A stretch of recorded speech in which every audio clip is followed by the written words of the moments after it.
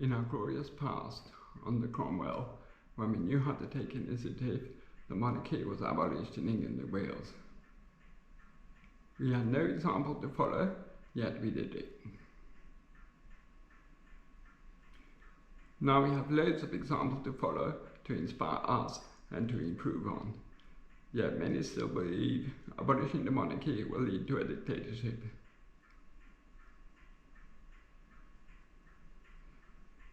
If all was right in this country, I would not be making these speeches.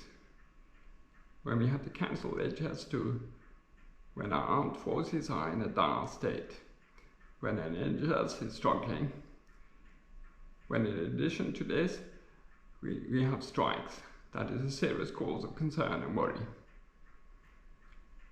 The ultimate priority for our country is to be better governed.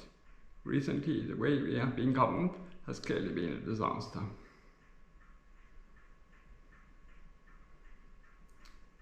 We need to reform our voting system to make it more representative. We need to review the code of conduct of MPs so these are worth their salaries. Recently, this has definitely not been up to standard. We need to review the way our media is run so it is more honest and trustworthy. Voters need to know what they are voting for. More crucially, we need to regulate the way our political parties are funded. This is also a problem in many other democracies. The task of writing rules and regulations that work is a mammoth project, and I will not discuss these here.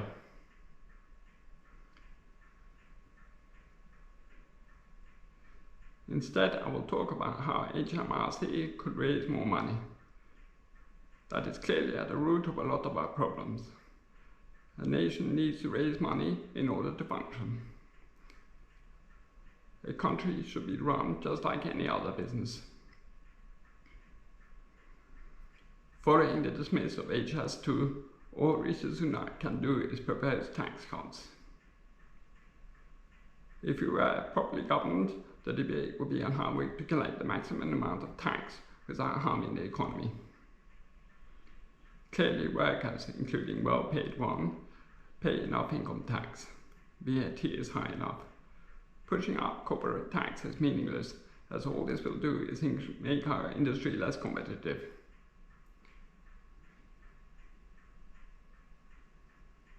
We need to find other means, and there are plenty. I have read Capital in the 21st Century by Thomas Piketty. We are continuously being told there is not enough money, yet there has never been more wealth in private hands. The state just needs to find ways of collecting it.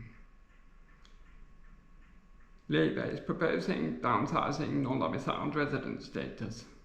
That is not enough. Through reading papers, I understand that if two sides of a transaction are domiciled abroad, no tax is due if transaction takes place in the UK.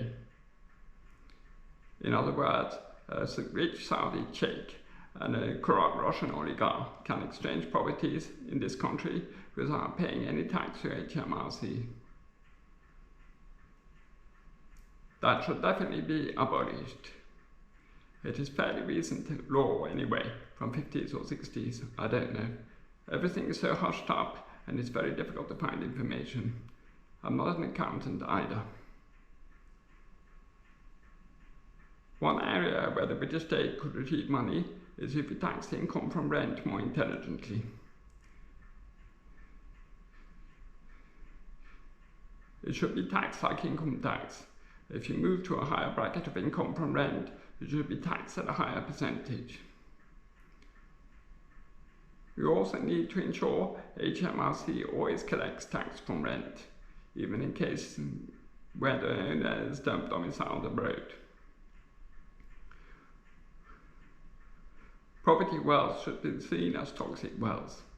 All it does is push property prices higher, making it harder for young people to have children, and in the process increases immigration. Higher property prices do not create jobs or improve education or health and well-being. We should have laws that discourage investment in property and encourage investment in stocks and shares.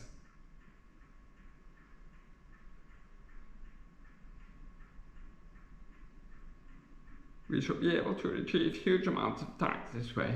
We could finish HS2, fund the NHS, and abolish tuition fees.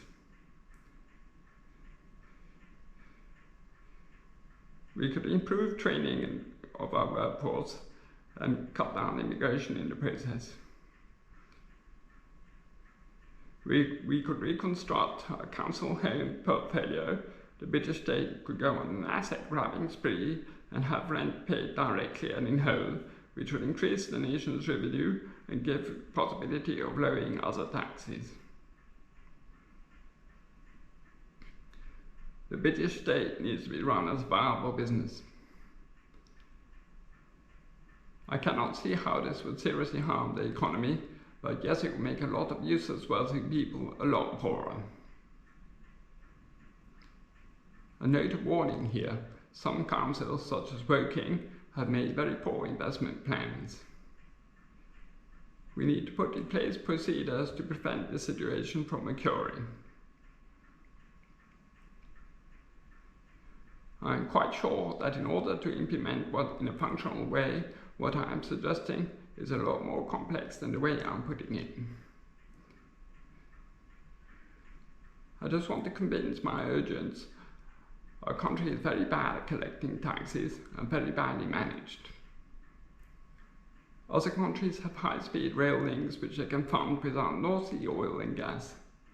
Other countries do have problems with immigration and funding the health system to cater for an aging population.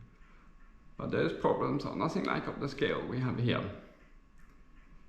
It is a shame people don't seem to believe we could devise a really brilliant new system.